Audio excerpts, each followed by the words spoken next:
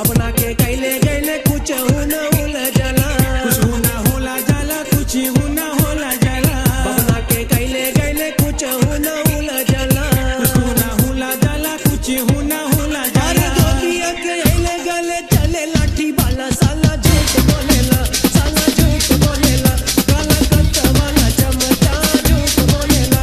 अरे झूठ बोलेला रे साला झूठ बोलेला, समय दुनिया का बेलेना झूठ बोलेला, समय दुनिया का बेलेना झूठ बोलेला।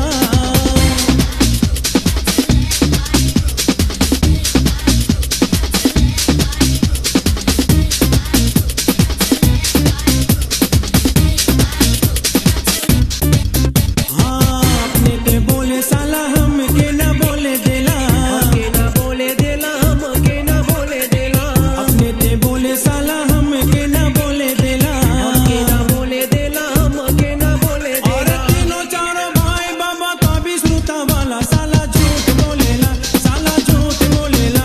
तीनों मोछे वाला मोटे का झूठ बोलेला। अरे झूठ बोलेला रे साला झूठ बोलेला, अभी ना मोचे वाला मोटका झूठ बोलेला, समझ दुनिया का बेलना झूठ बोलेला। बाहर बेलारो घर में शेर का शिकारो तोरे, शेर का शिकारो तोरे, शेर का शिकारो तोरे।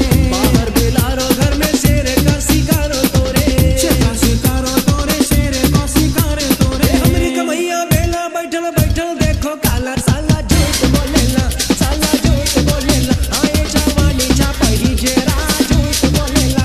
अरे झूठ बोलेला रे साला झूठ बोलेला, समय दुनिया का बेलेना झूठ बोलेला, समय दुनिया का बेलेना झूठ बोलेला, समय दुनिया का बेलेना।